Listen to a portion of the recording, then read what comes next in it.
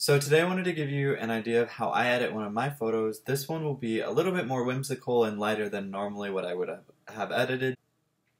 I'll show you my process, the reasons I do things, and hopefully help you better your photography and make your images more reflective of your style.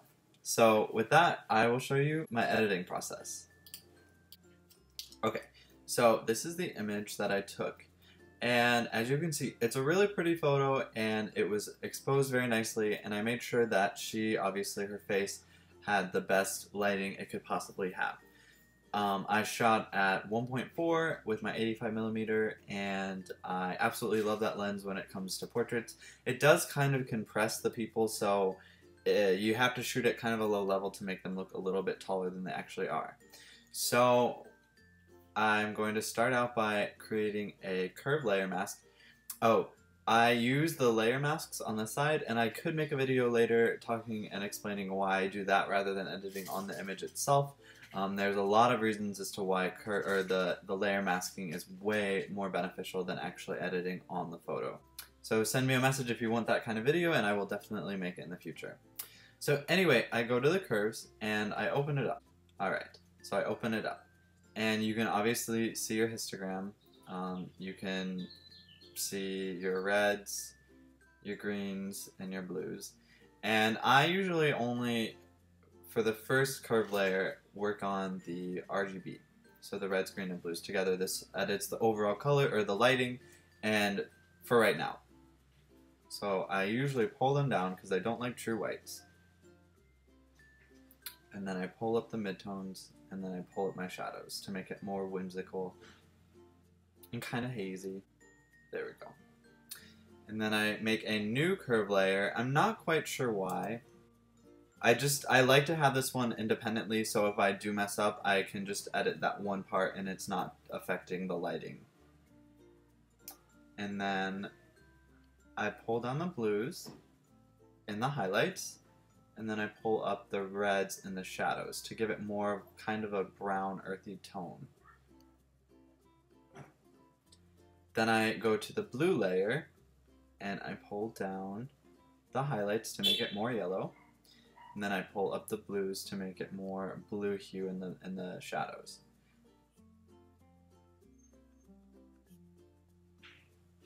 There we go. And then I will usually make a gradient map, which is actually a really good way to make black and whites if you want to do that. But I go and I change the blacks to a red hue, more of a brownish red, and then the whites to a blue-gray. I change the layer style to luminosity, which will then mute the colors. So as you can see, we're starting to edit the overall picture and make it more whimsical. And then I will go in and edit her skin. It's really good that she is a younger child because her skin is pretty flawless. I'm just going to edit the lighting really fast. So I create a new layer. I have my color set to a slight pink. I change my layer style to lay as soft light. And then I'll change my opacity down to about 8%. And then I'll just lighten up the areas that need a little bit more light to make it more of an even tone.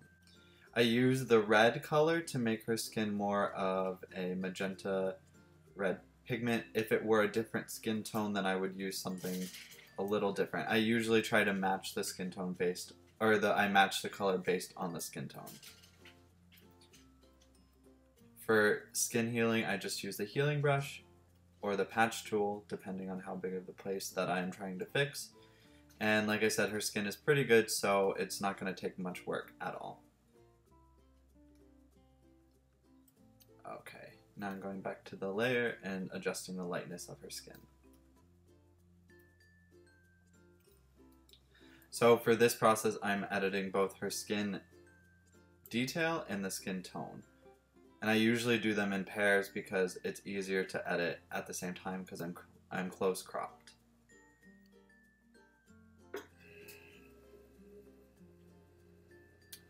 And on an image that is as big as this one, it's not as pertinent to make sure that her skin is absolutely flawless, but I'm just showing you a little bit of my process.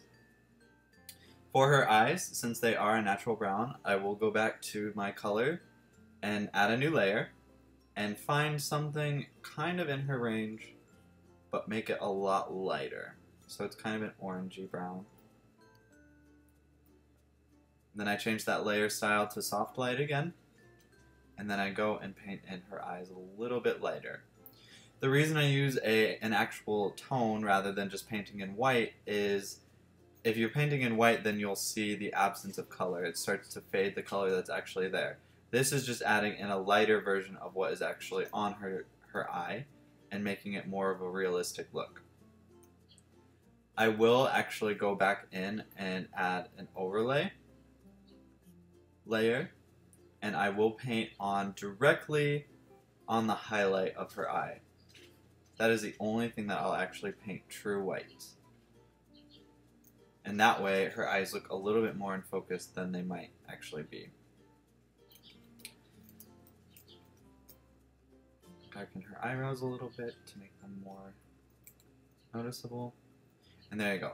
Obviously, it is a very cropped out photo, so you won't be able to see as much detail, but it's okay. Now for her hair, I'll do similar things. I'll find a tone in here, and then I'll go to my color wheel again, and I'll lighten it up.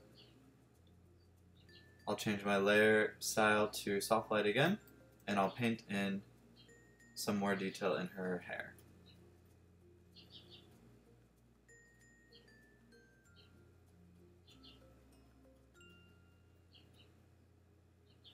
That way it has a little bit more color. Now I'll go back and I'll create a new curve layer. I'll pull up the brightness completely. Ooh, if it will work. There. I'll invert it with Command I. And then I'll paint in at 100% what I feel are the highlights in her hair.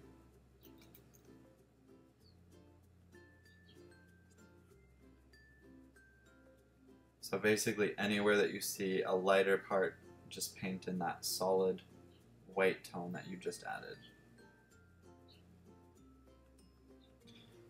This is going to give her hair a little bit more depth and dimension, and it's going to add a little bit more to the image. There we go, cool. So now we're getting somewhere in making the image a little bit more whimsical. I'm gonna actually lower the opacity a little bit on that layer. There we go. Okay, now I am going to continue adding a little bit more light. I try to do this all very subtly because I don't want to overpower the image or do it too quickly and then regret it later. So I'm going to continue adding just a little bit more light.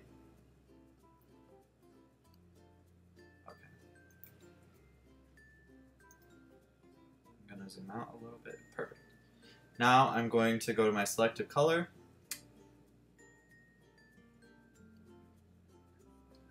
And go to the white. And I'm going to pull those down a little bit and add more yellow. And red. There. Okay. Now obviously you can see on her skin it's not looking exactly how it should be. I'm just doing the overall color and whites for the actual background, not her skin. So to fix this issue, you're going to go back. This is why layer masking is very important. And you're going to paint in black at about 70% on her skin and everything else. So bringing back all the detail that was lost by turning down the whites completely.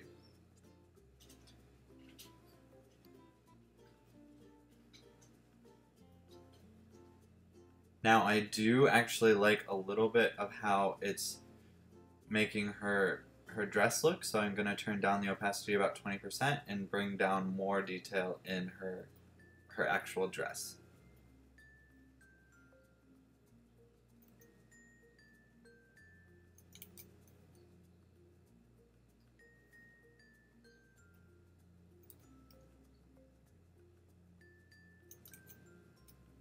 Alright.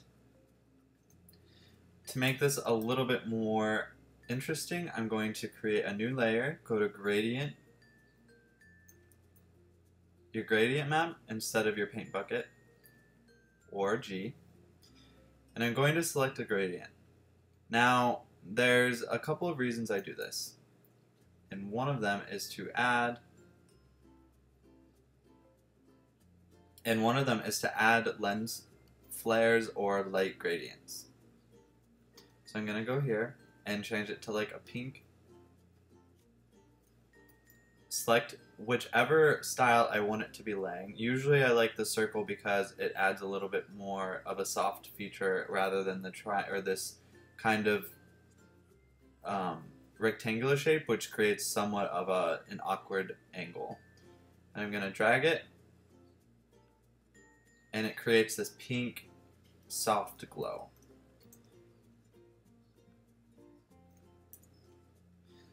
And then I'm going to do that again with a yellow.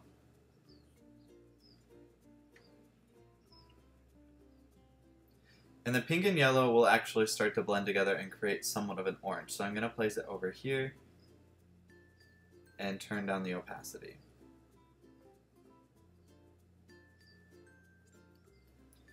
Now, there is too much light on her skin, so I'm going to go over here, create a layer mask by pressing this button down here, and painting in black on her skin to take out the brightness.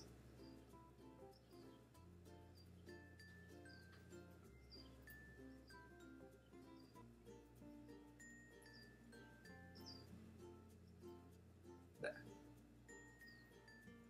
Okay. Now I'm going to create another gradient map, dragging it up to the top so it's affecting the whole entire image.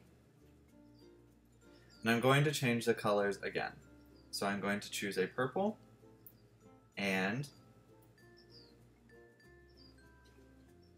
a yellow as their opposites or complements. Now I'm going to double tap on the gradient map here. And as you see, there's these two different blend modes.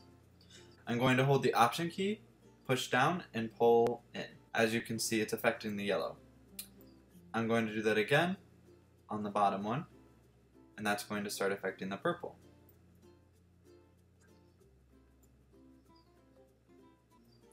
Okay. Now I'm going to lower the opacity just a little bit and change the lay to luminosity.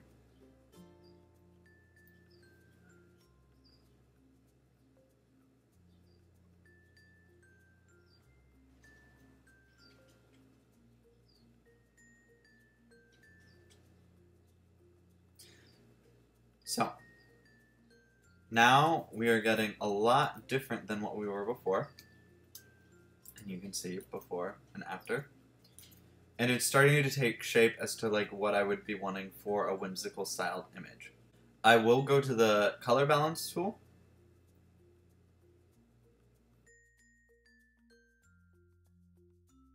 As I said, this was a very consistent process where I go back to my curve layer and continually update it as the photo goes through its process.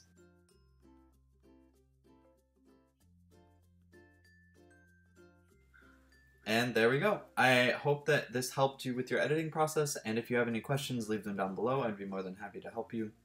And as you can see, this is the before, and this is the after. And I would usually take a lot longer on this process, but this is just a condensed video to give you some tips as to how I edit and why I do the things that I do to make the image exactly like I'm wanting it to. So again, if you have any questions, leave them down below. If you want any information on Photoshop, as far as what tools work and how they work, I would be more than happy to make more videos. And stay tuned because later this week I'm going to make a video about how to be a successful photographer. Thank you so much for watching this video, and if you liked it, please subscribe, and I will see you again. Thanks!